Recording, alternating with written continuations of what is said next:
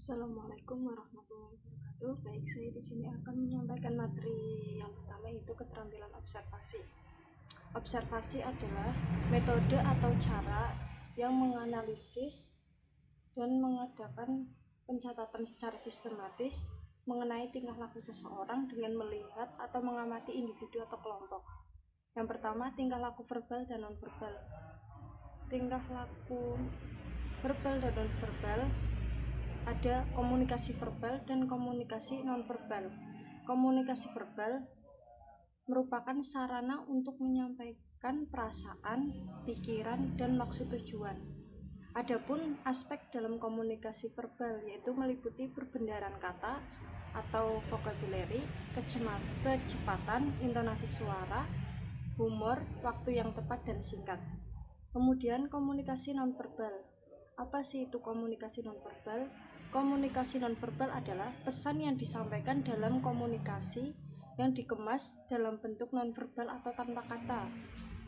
Bentuk komunikasi nonverbal meliputi bahasa tubuh, yaitu misalnya lambaian tangan, gerakan kepala, kemudian sikap atau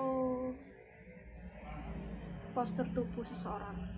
Kemudian ada tanda, misalnya bendera merah putih mengartikan lelayu. Kemudian ada tindakan atau perbuatan.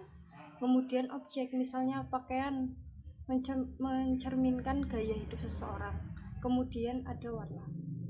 Yang kedua yaitu pengamatan dan penafsiran. Pengamatan objektif adalah berbagai tingkah laku yang biasa dilihat dan didengar. Kemudian penafsiran adalah kesan yang kita berikan pada apa yang kita lihat. Mungkin itu saja, terima kasih. Baik, yang selanjutnya saya akan menerangkan mengenai keterampilan dasar komunikasi konseling. Jadi keterampilan dasar komunikasi konseling itu merupakan keterampilan minimal seorang konselor profesional. Jadi seorang konselor profesional itu harus memahami dan menguasai teknik-teknik dasar komunikasi konseling. Tekniknya seperti apa? Tekniknya seperti yang pertama ada opening. Jadi seorang konselor harus membuka atau memulai wawancara dengan memperhatikan tentang penyambutan dan topik yang netral. Yang kedua ada acceptance. Itu teknik yang digunakan konselor untuk menunjukkan minat dan pemahaman terhadap hal-hal yang dikemukakan konselor. Kemudian yang ketiga ada structuring atau teknik penstrukturan. Itu teknik di mana konselor menjelaskan arti, keterbatasan peranan konselor, tujuan, dan juga kerahasiaan dalam hubungan konseling. Sehingga orang yang konsultasi kepada kita itu merasa bahwa rahasianya itu aman di tangan kita. Kemudian ada reflection of feeling. Itu teknik yang digunakan konselor untuk menyatakan kembali pernyataan klien dengan kata-kata yang ada di balik atau di belakang pernyataan klien. Kemudian yang kelima, reflection of meaning, itu teknik pemantulan makna. Konselor memantulkan berkenaan dengan pikiran, perasaan, dan sikap yang ada di balik pengalaman hidup yang dinyatakan konseling. Kemudian ada restatement. Itu teknik yang digunakan konselor untuk mengulang atau menyatakan kembali dengan kalimat, baik berupa kata-kata atau sebagian kalimat yang dianggap penting baik oleh konselor maupun konseling. Yang ketujuh ada clarification. Itu teknik keterampilan konselor mengungkapkan kembali isi pernyataan klien dengan menggunakan kata-kata konselor sendiri. Kemudian yang kedelapan ada parafrase. Konselor menyatakan kembali pernyataan konseling dengan kata-kata sendiri, hampir sama dengan clarification. Kemudian ada konfrontasi, itu ekspresi konselor tentang ketidakcocokannya dengan perilaku konseling. Itu yang nantinya akan menjadi nasihat, yang akan memancing sebuah nasihat. Kemudian ada questioning, teknik bertanya, teknik untuk mengarahkan pembicaraan konseling. Kemudian ada reassurance, adalah teknik yang digunakan untuk memperkuat atau mendukung pernyataan positif konseling agar ia menjadi lebih yakin dan percaya diri. Kemudian ada summary. Jadi konselor membuat ringkasan. Jadi membuat ringkasan itu adalah keterampilan konselor untuk mendapatkan kesimpulan atau ringkasan mengenai apa yang telah dikemukakan oleh konseling. Kemudian yang ke-13 ada advice, keterampilan konselor untuk memberikan informasi atau nasihat kepada konseling agar ia menjadi lebih jelas dan pasti mengenai tindakan apa yang harus ia lakukan. Tapi nasihatnya tidak boleh mengikat dan tidak boleh menuntut. Kemudian ada rejection atau penolakan. Keterampilan konselor melarang konseling melanjutkan atau melaksanakan rencana tindakan yang tak patut dan memungkinkan besar bahayanya. Kemudian yang ke-15 ada termination. Itu merupakan teknik yang digunakan konselor untuk mengakhiri wawancara konseling, baik mengakhiri untuk dilanjutkan pada pertemuan berikutnya maupun mengakhiri wawancara karena benar-benar sudah selesai. Kemudian yang ke-16 ada focusing. Itu keterampilan konselor yang memungkinkan mengarahkan arus pembicaraan. Dan yang ke-17 ada minimal encouragement. Dalam proses konseling, konselor berupaya agar konseling selalu dapat terlibat dalam pembicaraan dan dirinya terbuka, self-closing. Seperti kata-kata, oh iya, terus gitu. Kemudian yang ke-18 itu ada keterampilan konselor untuk menggali perasaan, pengalaman, dan pikiran konseling atau yang disebut dengan exploration. Dan yang terakhir itu ada teknik directing. Itu adalah suatu keterampilan konseling yang mengatakan kepada konseling agar dia berbuat sesuatu atau dengan kata lain mengarahkannya agar melakukan sesuatu. Oke, Adil Hafiz tim 2119026. Di sini saya akan menjelaskan mengenai keterampilan bertanya dan keterampilan mendengarkan dalam konseling. Nah, yang pertama yaitu keterampilan bertanya. Menurut Zainal Asri, keterampilan bertanya adalah ucapan verbal yang meminta respon dari seseorang yang dikenal. Nah, respon yang diberikan ini dapat berupa pengetahuan sampai hal seperti stimulus efektif yang mendorong kemampuan untuk berpikir. Sedangkan menurut Hamzah, seperti sama halnya dengan yang dikatakan Zainal Asri, tetapi respon yang diberikan berupa pengetahuan sampai hal-hal yang merupakan hasil pertimbangan. Kemudian menurut Wina Sanjaya, keterampilan bertanya dapat dipandang sebagai refleksi dari keingintahuan setiap individu. Maka dapat disimpulkan bahwa keterampilan bertanya adalah kemampuan menyampaikan ucapan secara lisan yang meminta respon atau tanggapan dari lawan bicara untuk menggali informasi. Nah, keterampilan bertanya ini salah satu kemampuan untuk mengajukan pertanyaan-pertanyaan. Bagaimana mengajukan pertanyaan secara efektif. Nah, kenapa keterampilan ini penting untuk kita miliki? Karena dengan menguasai keterampilan bertanya,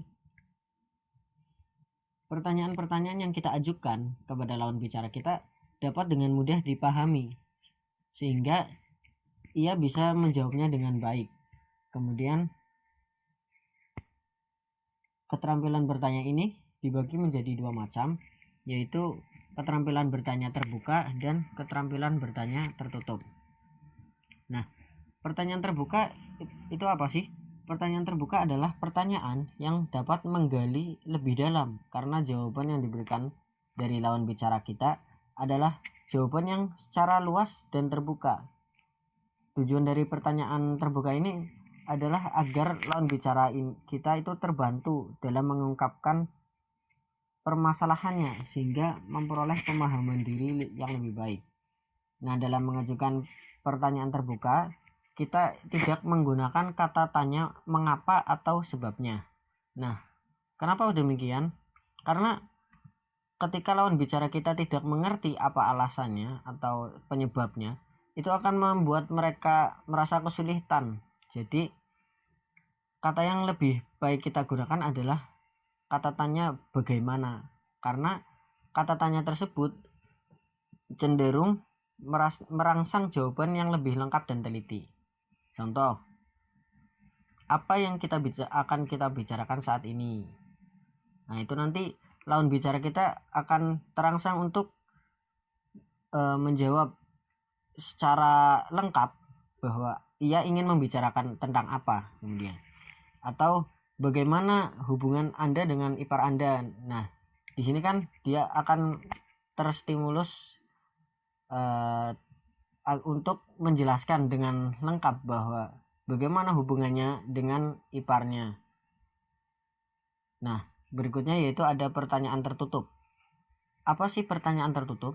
Yaitu pertanyaan yang hanya dapat dijawab dengan jawaban tertentu. Jawabannya lebih ringkas, seperti mungkin ya atau tidak, setuju atau tidak, seperti itu. Nah, tujuannya adalah untuk mengumpulkan informasi, kemudian untuk menjernihkan atau memperjelas sesuatu, dan kemudian juga untuk menghentikan pembicaraan lawan bicara kita yang menyimpang jauh. Nah, pertanyaan tertutup ini cenderung memberikan informasi yang singkat dan lebih menekankan pada isi pembicaraan daripada memperhatikan ekspresi dan perasaan dari lawan bicara itu. Seperti contoh, apa pekerjaan Anda? Ini kan dijawab dengan singkat, saya bekerja sebagai dokter atau bekerja sebagai guru, seperti itu. Kemudian, kapan orang tua Anda meninggal? Ini kan jawabannya singkat.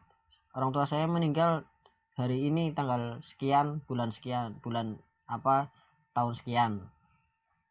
Nah, itu tadi keterampilan bertanya. Selanjutnya yaitu keterampilan mendengarkan. Nah, mendengar dan mendengarkan itu adalah suatu hal yang berbeda. Kalau mendengar itu proses penginderaan dari telinga, proses fisiologis, dan tidak membutuhkan pemahaman pada suara yang masuk. Jadi suara yang masuk itu hanya sekedar masuk aja. Kita ketika hanya mendengar itu kita hanya memilih suara-suara yang seakan penting atau menarik untuk kita dengarkan. Sedangkan mendengarkan itu membutuhkan kemampuan untuk fokus, teliti, perhatian penuh kepada suara yang kita dengarkan. Nah, seorang pendengar yang baik memiliki beberapa kriteria, antara lain tidak terlalu banyak berbicara, kemudian konsentrasi pada apa yang lawan bicara sampaikan, lalu tidak memotong pembicaraan, dan kemudian ada tidak memberikan nasihat atau saran. Lalu yang kelima adalah memberikan perhatian yang tulus. Kemudian mendengarkan dengan fokus apa yang lawan bicara kita sedang disampaikan. Lalu menangkap setiap pesan berupa perasaan yang dialami oleh lawan bicara itu. Dan lalu dapat memberikan respon berupa anggukan, karena anggukan itu seakan menunjukkan bahwa kita memahami apa yang ia sampaikan. Kemudian menanyakan klarifikasi jika diperlukan, dan tidak menanyakan pertanyaan yang tidak berhubungan dengan apa yang ia sampaikan, tidak berhubungan dengan permasalahan yang ia sampaikan. Nah, mendengarkan merupakan proses aktif dalam memahami makna dari pesan yang disampaikan oleh orang lain.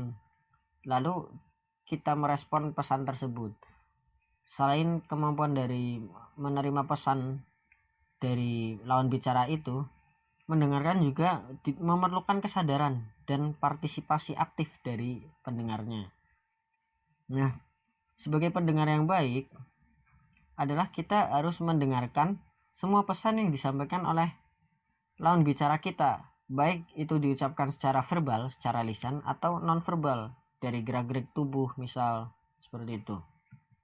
Nah, mendengarkan ini juga merupakan keterampilan yang penting untuk dimiliki kita, karena baik buruknya respon yang kita sampaikan kepada lawan bicara kita tergantung bagaimana kita mendengarkan apa yang ia sampaikan.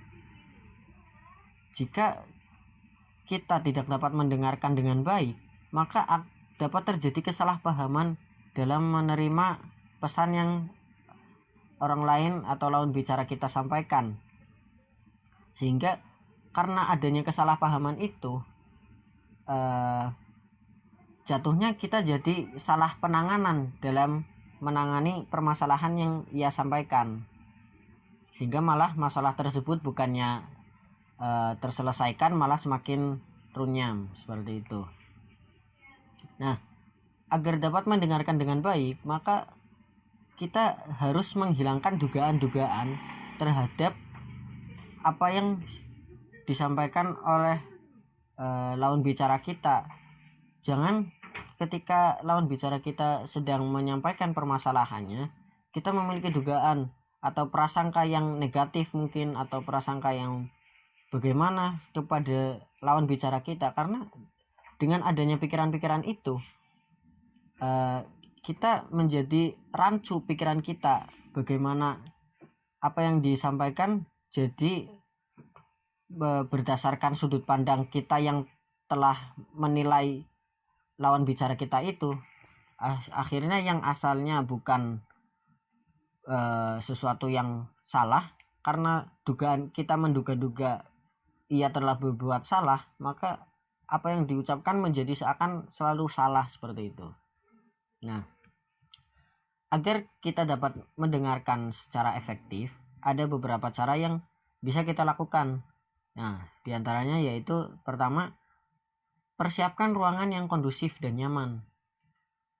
Jadi jangan sampai ruangan kita itu ruangan yang berisik, banyak gangguan seperti itu.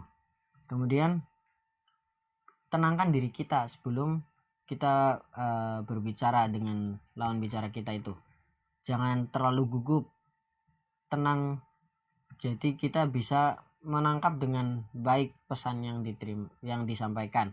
Kemudian mengatur kontak mata sesuai yang mengatur kontak mata kita dengan lawan bicara kita, tetapi tetap memperhatikan aspek perbedaan budaya, karena terkadang ada budaya yang ketika kita menatap mata orang lawan bicara itu adalah sesuatu yang salah. Ada budaya yang ketika tidak menatap matanya dalam percakapan, dalam berbicara, itu adalah sesuatu yang salah. Jadi perhatikan budaya yang ada di sekitar. Kalau memang menatap mata ketika berbicara adalah sesuatu yang baik dalam budaya tersebut, ya kita ikuti budaya itu. Kemudian gunakan bahasa tubuh yang mengajak lawan bicara kita untuk berbicara lebih. Lalu yang kelima adalah kita harus peka terhadap ruang pribadi atau privasi antara kita dengan lawan bicara kita. Jangan sampai kita mempertanyakan sesuatu hal yang privasi, sifatnya privasi, benar-benar ke dalam itu yang harusnya tidak diketahui oleh orang lain. Nah, kemudian dalam mendengarkan, kita juga perlu membersihkan diri dari pikiran-pikiran mengenai lawan bicara kita yang tidak sesuai dengan permasalahan yang dialami. Ini seperti yang tadi saya sudah jelaskan ya. Kemudian ketujuh ada kita harus berkonsentrasi dan memfokuskan pikiran kita kepada apa yang disampaikan. Jadi kita fokus pada makna dan perasaan dari apa yang disampaikan oleh lawan bicara kita. Kemudian dalam berbicara dengan lawan bicara ini, kita harus berbicara dengan lemah lembut. Dan terakhir, dengarkan dengan seksama, penuh empati dan fokus. Demikian penjelasan dari saya. Terima kasih.